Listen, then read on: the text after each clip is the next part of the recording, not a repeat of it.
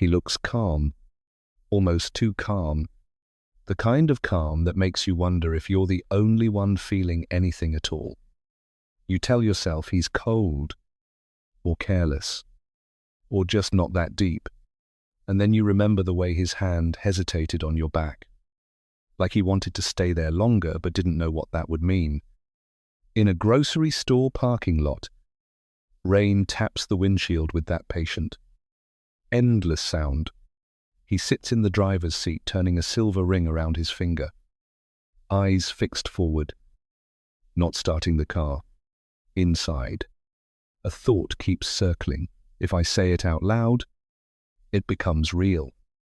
Meanwhile, you're at home rereading your last message, adjusting your tone in your head like you're trying to make your needs sound smaller. You almost text, "I don't," not because you're fine, but because you're tired of feeling like your honesty is a problem. Today, we're not making men into mysteries. We're looking at the inner machinery that can make him hide his feelings even when he cares, and what you do with that information so your life doesn't shrink around his silence. In that parking lot, the rain is doing what it does when it has nowhere else to go. It drums on the roof and slides down the glass in lines.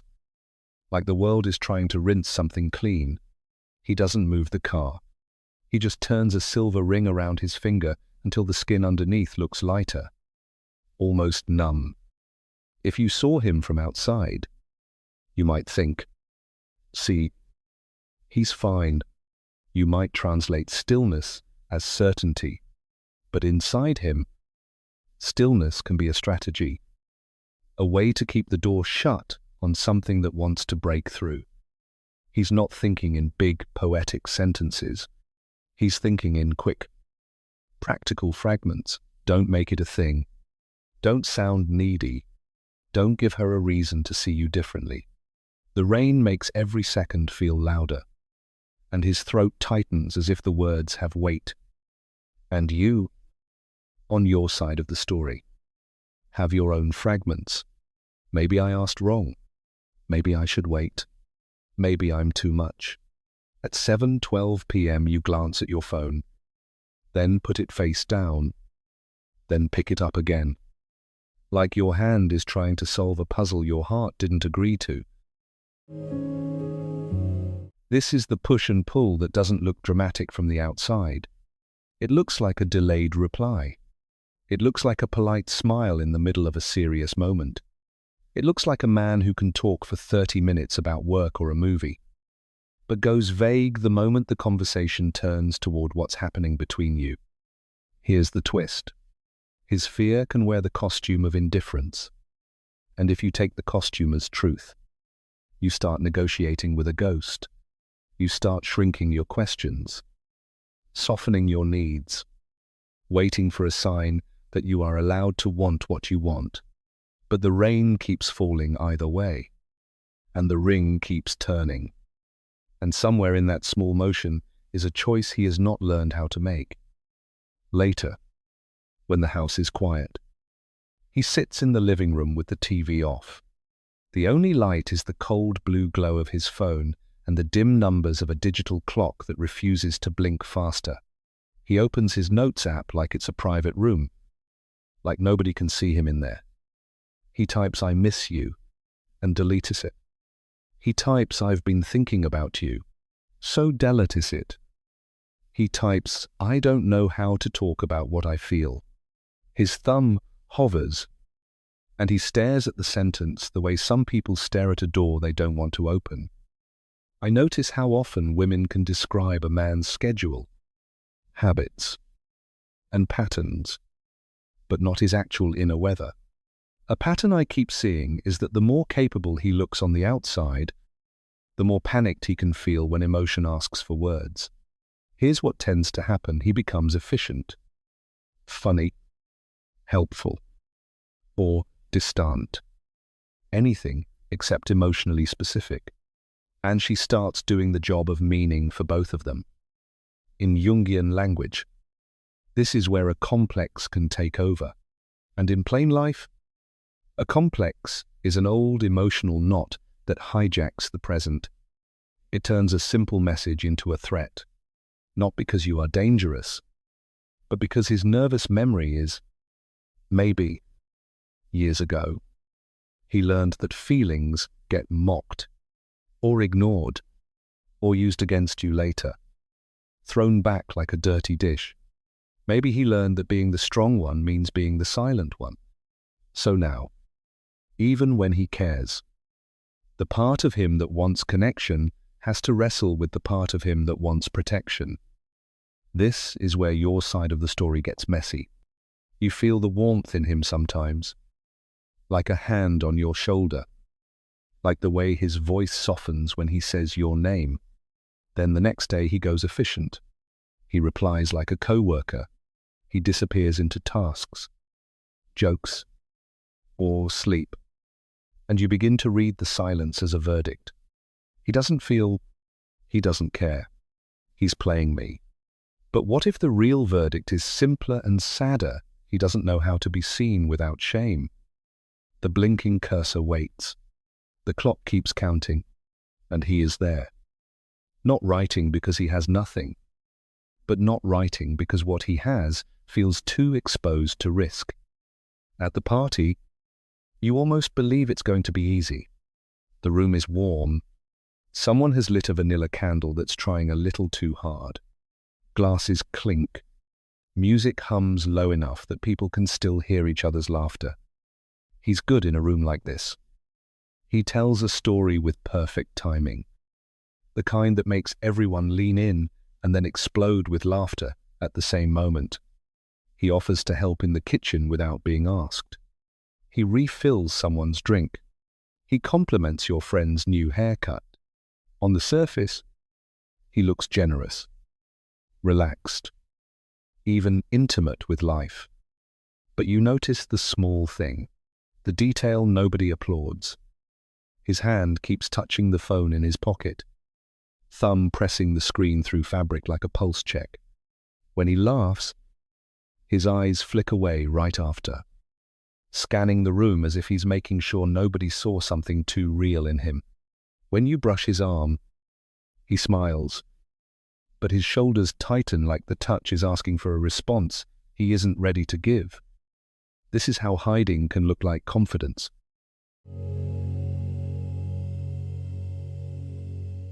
Some men don't disappear by leaving. They disappear by performing. They stay present in the room while staying absent in the conversation that matters. They give you a bright version of themselves that nobody can complain about. And then, when you ask for something specific, something human, something like, "What's going on with us?" the brightness dims and you're left holding the awkward air alone. You catch yourself doing that thing you hate. You start translating his behavior into your fault. You start getting smaller in real time. You laugh a little louder than you meant to. You touch his shoulder a little less than you want to. You let the moment pass because you don't want to be the woman who ruins the vibe. I hate that I do this. And maybe he hates his version too. The part where he is so well trained to be liked that he forgets how to be honest. Because honesty would mean admitting he wants something, or misses you, or is afraid you'll see inside and decide he isn't enough. So the night goes on. The candle burns lower. The music loops the same chorus again. Everyone leaves with leftovers and smiles. And you leave with a question that still feels unsaid. Heavy as a phone that never lights up when you need it most. Here's the part that can feel cruel, because it's where understanding can turn into self-betrayal if you're not careful. Yes, a man can hide his feelings because he's scared. Yes, he can be caught in an old pattern that makes closeness feel like danger. But fear is not the same thing as devotion. And your empathy is not a permission slip. If the impact on your life is constant uncertainty, it doesn't matter how poetic the explanation is. Notice what's observable. When something hard happens at work, he can speak in full paragraphs. He can name the problem, name the timeline, name the solution. But when you ask, What do you feel about me? He goes vague. He changes the subject. He gets sleepy. He disappears for 2 days and comes back with a meme or a casual "Hey?" like nothing happened. That's not a personality quirk. That's a pattern. And patterns cost you something. Picture him in the bathroom after a shower. Steam fogging the mirror until it becomes a blank white wall. A towel hangs a little crooked. One corner slipping closer to the floor. He wipes a small stripe clear with his palm. Meets his own eyes for 1 second. Then stops.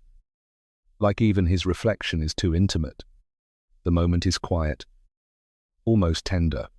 And it's also telling, because if he can't look at himself for long, you will eventually become the one doing all the looking. You will become the one naming feelings, naming problems, naming the relationship, naming the future. You'll become the one carrying the emotional weight, while he carries the excuse that he just isn't good at this. And that's where your love starts to feel like labor. This is where you get to ask a cleaner question. Not, why is he like this? But, what does this do to my week? What does it do to my sleep? What does it do to the way I show up at work? With friends? In my own mirror? Do I feel steadier? Or do I feel like I'm always waiting for the next withdrawal? Understanding him can soften your anger. It can even make you tender. But tenderness without a standard turns into a slow erosion. You don't need to punish him. You don't need to diagnose him. You just need to stop pretending that silence is neutral when it's shaping your life.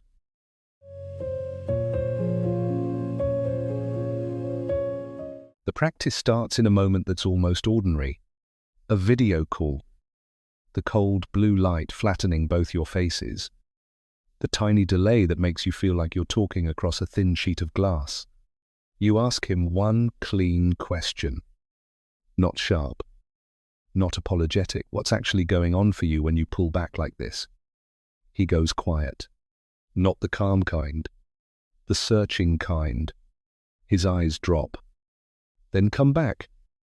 And when he finally speaks, it's smaller than you expected and more honest. I feel ashamed saying this. He doesn't explain perfectly, but that one sentence is a real door, not a performance. Your job is not to sprint through the door and decorate the room for him. Your job is to stand still long enough to see if he can keep the door open. So you give the silence a little space, and you listen for the difference between a man who is trying and a man who is escaping. Here's a micro ritual for you. 2 minutes. Right after the call ends. Put your phone face down. Touch something solid. A mug. A countertop. The edge of a table. And say to yourself, I'm going to respond to what is real, not what I hope. Then write 3 sentences, not a full novel. Just 3 lines that anchor you back to your own mind. Journaling prompts. What do I repeatedly explain away? And what does it cost me? When he goes quiet, what story do I start telling myself? And what would be a more accurate story based on facts? If a friend described this exact pattern to me, what would I advise her to do next? This week, not someday. Now, a boundary line. Said aloud or typed, but not sent. Just to see how it feels in your mouth. I'm open to talking, but I'm not available for disappearing and returning like nothing happened. Notice what rises in you when you say it. Relief, grief, fear, or steadiness. And one if-then plan. Simple and unemotional. If he goes silent for more than 48 hours after a vulnerable moment, then I will stop initiating. I will make one clear check-in. And I will make plans that don't revolve around waiting. You're not doing this to punish him. You're doing it to protect the part of you that keeps getting stretched thin. If he can meet you with honest effort over time, you'll feel it. If he can't, you'll also feel it. Either way, you will not lose yourself trying to earn a conversation. There's a version of this story where you stay in the parking lot forever, listening to rain, watching the ring turn, waiting for the engine to start. You tell yourself patience is love. You tell yourself silence is just his way. You tell yourself that if you ask with the right softness, he'll finally give you the truth you can feel sitting under his skin. But your life isn't meant to be one long waiting room. So let's come back to what actually changes things. Not your ability to interpret him. Not your ability to be the good, understanding woman who never asks for too much. What changes things is consistent emotional specificity over time. Words that match actions. Repair that happens in daylight. Not just apologies whispered at midnight. If he's learning, you'll see it. He will circle back after conflict. He will name what he did, not just what you felt. He will ask questions that aren't defensive. He will tolerate a little discomfort without vanishing. It won't be perfect, but it will be real. If he's not learning, you'll also see it. He will keep offering you fog. He will keep turning everything into a joke, a delay, a distraction. He will make you feel like you're asking for a miracle when you're asking for a sentence. And this is where Jung's idea of the shadow can help. Just once. As a flashlight. Shadow means the part of him he hides from himself. In plain life, it's the way he disappears or performs instead of speaking. When closeness asks for honesty, it's the way he protects an image while you carry the uncertainty. You cannot love a man out of that. He has to face it. He has to choose to stop hiding behind the version of himself that works in public. Picture that bathroom again. Steam clouding the mirror. The towel still hanging crooked like a small sign of disarray. This time, imagine him wiping a clean stripe and not looking away. Not because he suddenly becomes a poet, but because he can stand the truth of his own face for longer than 1 second. That's where change begins. Not in your imagination of him, in his willingness to stay present with himself. And now, your clean choice. You can say, quietly and clearly, I want connection that can survive daylight. I want a relationship where questions aren't treated like accusations. I want steadier love. Just once. Let that phrase land in you like a stone you can build on. Then make your standards simple enough to live by. If he can meet you with clarity and consistency, you stay and you build.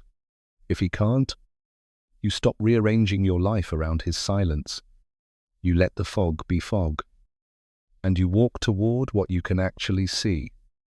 Take a second and notice what your week feels like after hearing this.